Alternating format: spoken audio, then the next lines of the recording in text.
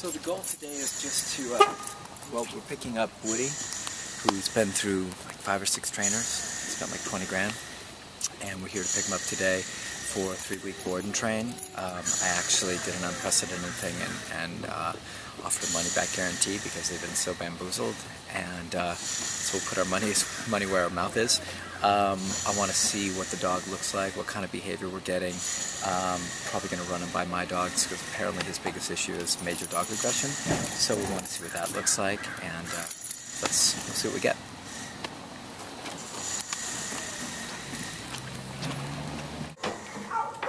Hey. Skylar. Yes. Sean, how nice are you? Nice to meet you. Nice to meet you. This is Laura. Hi. Document. Wait. No. Stay. I'm not even gonna stop him. Let's see all the stuff that you get. Yes. I want to get the full presentation. Everybody, whether he knows you or not. So, what have you guys done? I mean, I know you've been through a multitude of trainers. What have you guys done, or what have they offered you as far as suggestions to deal with that? You mean the treats and the clicking, and then there was also. Well, I mean, for like, let's talk specifics. Like this stuff. What did they tell you to do? Stay off and ignore him. That was the most. How'd that work?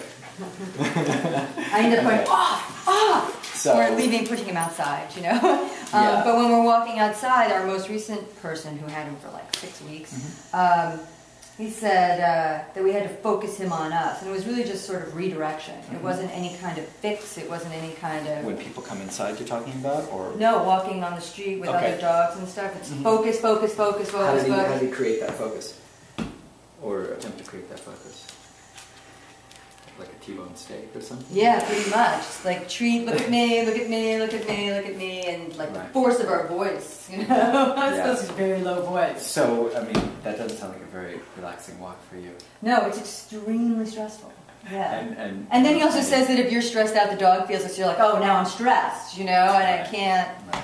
Well, it's true, I mean, if you're stressed out, but also, if I have to walk with my dog and I have to be like, you know, then I'd rather like walk with my dog. Yeah, I'm always looking. And have a great time and have your dog like peacefully walking next to you. Right. So you can enjoy the, you know, you're allowed to enjoy it as well. Right, It's exactly. not just about, you know, you having to struggle and suffer out there. I know. So I'm not even going to correct any of this. I mean, I will eventually, but I just want to see what he does.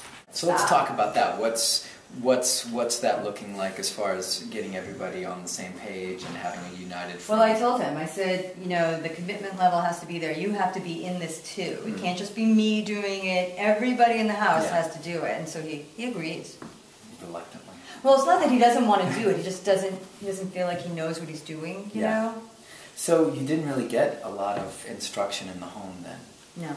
No. Okay, so that's challenging. I mean, because what you end up is you have trainers that have, you know, information and skills, and they can get whatever degree of success they get, but if they don't transfer to you guys, you're kind of screwed. Right. You know what I mean? It's like, it doesn't do you any good to have a dog that you don't know how to also by towards the end, we were so focused on the anti-dog thing that...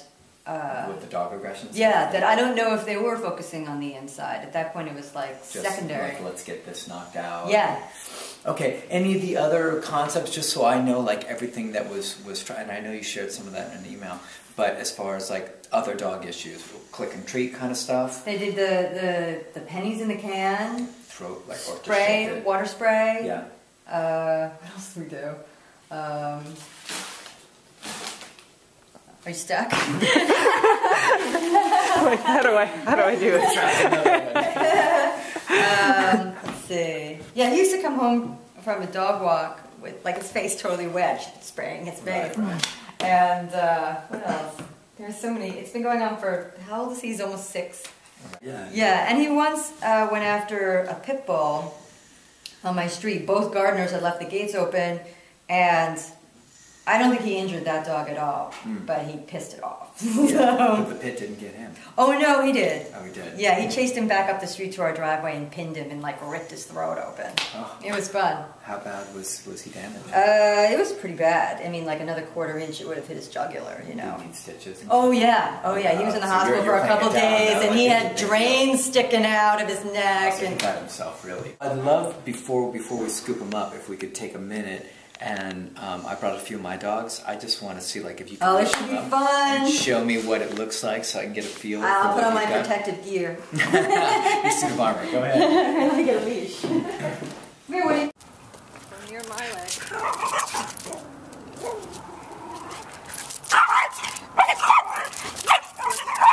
That's the spin stuff we're talking about? That's the spin. I'm afraid he's going to get out of his leash. Okay. I don't want him to like get out and do this. Yeah. I got it. Hey, Miss Morgan, let's see what you get. Guys, come on. Watch your leg. Does he redirect? Does he redirect and bite your leg? Yes. Okay. Again, look.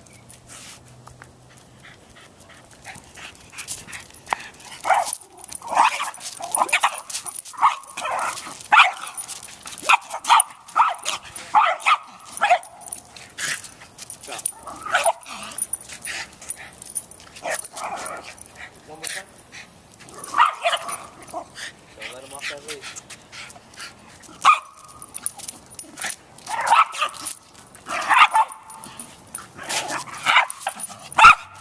Okay. That's a pretty good little exorcist impersonation. Yeah. That's a good. Linda Blair. Linda Blair. He's trying to pull He's trying to pull out of the collar. Yeah. Okay, great. All right, so I just wanted to see that. How about distance? Like, how much distance? Like, if we're across the street, will you get the same thing? Or does it just have to be pretty close? He'll notice. He might get... It's easier to redirect him if he's across the street. Okay. Worked up, but not this kind of thing. No. So proximity is definitely dictating how much we're Yes. getting out of it. Yes. Okay, watch that. And the fact that he's already done it once, the distance lengthens. You know, if he's seen them already and gone through this, and then they walk past, but it's farther, he'll start sooner. Right. Okay. Yeah. Okay. So you want to do one more walk by, and then I'll put one. I just don't want to get out of here.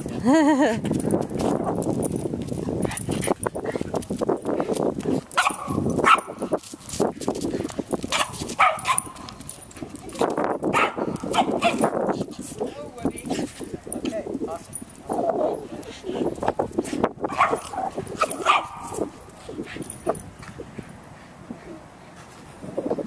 So, I'm attempting to put Woody in the car because there's dogs and he's never been this close to dogs. He's giving us a major tantrum. He just bit me on the arm. And just so people can see, like, just because tail's wagging doesn't mean that dogs are happy. People often think that.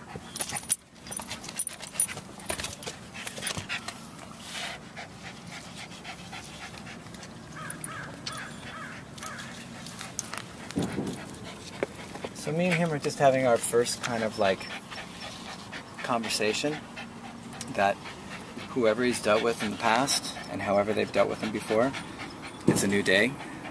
Not to be too dramatic, but just that he's been trained with treats and clickers and treats and clickers and some very mild approaches, which are great for training dogs, like how to do agility and training tricks, and I use it myself for that kind of stuff, fly ball, things like that.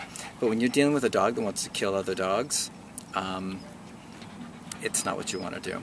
And they're not going to take you serious, and you're going to actually just do the dog and the human or the owners a disservice, which is what's gone on. So, I mean, they're at the point where if he does something any worse, obviously the potential for him being put down or being killed by a bigger dog is right there. So, put him in here, he explodes, goes bananas, and does everything he can to try and get at my dogs. So I just had to kind of wrangle him, wrestle him, and let him know that that's not going to fly. I don't know if he's ever been like even restrained in a physical way that made any sense to him. You can see he's already like mellowing out, even though the dogs are right there. 2 seconds ago he was a Tasmanian devil. So what I'm going to do is, unfortunately we didn't catch that on tape, I'm going to invite him out of the car and then invite him back into the car see what kind of choice he makes this time. Luckily he didn't rip my good thermal, because that would have been, we would have had big trouble.